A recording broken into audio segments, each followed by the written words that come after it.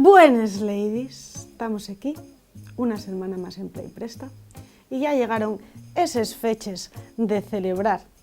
Unos celebren la llegada del Niño Dios, otros no sé qué movida del sol, otros que sí Saturnalia, otros que sí, yo qué sé.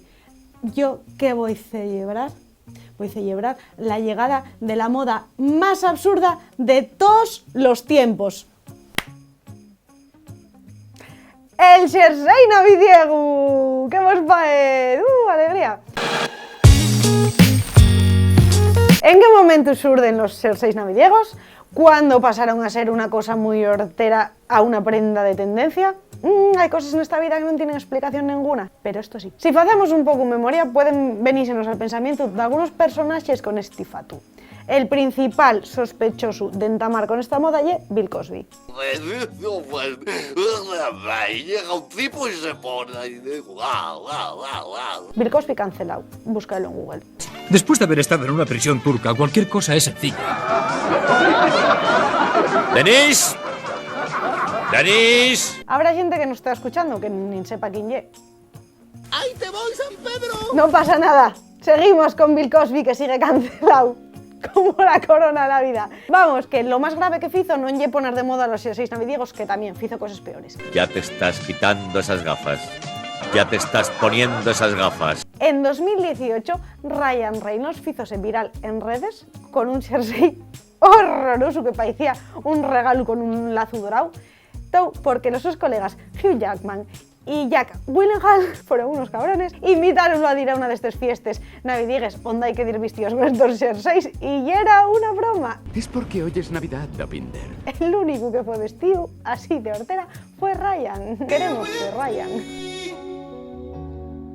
Pero antes de que las fiestas de Ugly Christmas Sweaters fueran una realidad, hay una peli que sentó precedente en esta moda.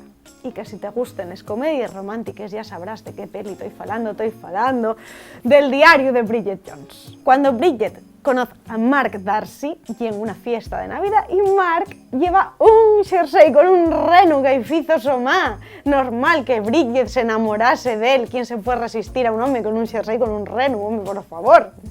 Los primeros xerseis navideños aparecieron en los años 50 en los Estados Unidos. ¿Dónde iba a ser si no? Venga, alegría a consumir todos gilipolletes. ¿Puedo decir gilipolletes en YouTube? Y llamábanse Jingle Bell Sweaters. Ay, qué cosa. En los 80 tuvieron un resurgir, pero no fue hasta los 2000. Ay, madre, acabo de capitar una llanisca. Un beso a los llaniscos de Miki.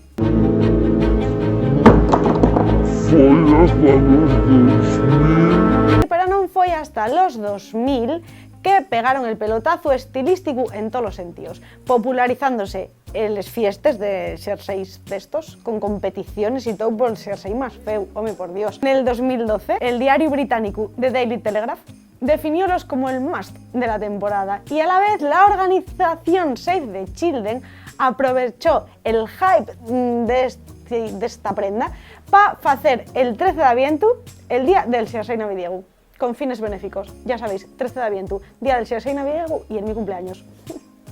Gloria bendito todo. Por eso, ahora hay una prenda especial, esencial por estas fechas, para todos los amantes de la moda.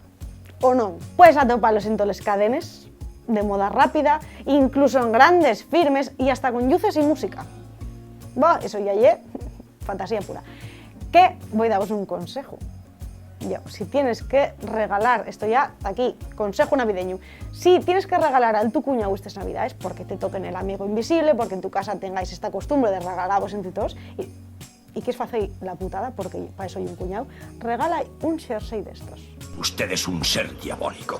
Y además, bonus track para el consejo este, si dices que lo hiciste tú, a tu abuela y a tu mamá va a hacerles muchísima ilusión y el tu cuñado no va a poder protestar.